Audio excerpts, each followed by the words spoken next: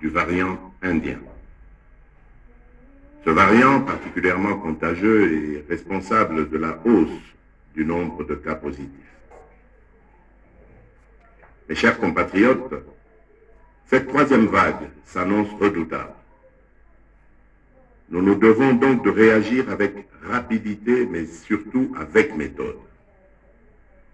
Ainsi, après concertation avec le gouvernement, le secrétariat technique de la riposte et la task force présidentielle de lutte contre la Covid-19, j'ai décidé d'instaurer les mesures suivantes avec effet immédiat à observer à compter de ce jour et ce jusqu'à nouvel ordre. Le maintien et le renforcement du couvre-feu de 22h à 4h du matin. À cet égard, outre les points de contrôle actuels, des patrouilles de la police militaire seront instaurées. Tout contrevenant sera sévèrement puni.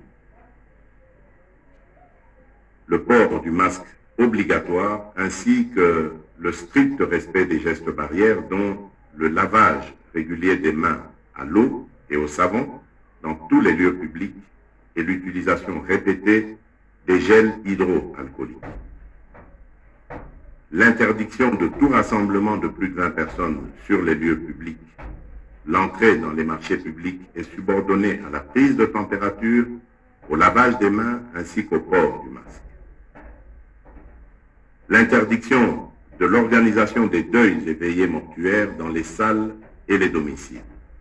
Les dépouilles mortelles seront conduites directement de la morgue au lieu d'inhumation avec un nombre d'accompagnateurs n'excédant pas 50 personnes. Les contrôles sanitaires aux postes frontières nationaux seront renforcés. L'obligation de présenter un test PCR négatif réalisé en dehors des 72 heures reste d'application et toute entrée sur le territoire national demeure subordonnée à la réalisation d'un nouveau test PCR auquel nul ne pourra déroger. La fermeture des discothèques et des boîtes de nuit pendant une durée de 15 jours. Les restaurants resteront ouverts dans les conditions de strict respect des gestes barrières. La gestion efficiente du personnel et le recours, le cas échéant, au travail à distance.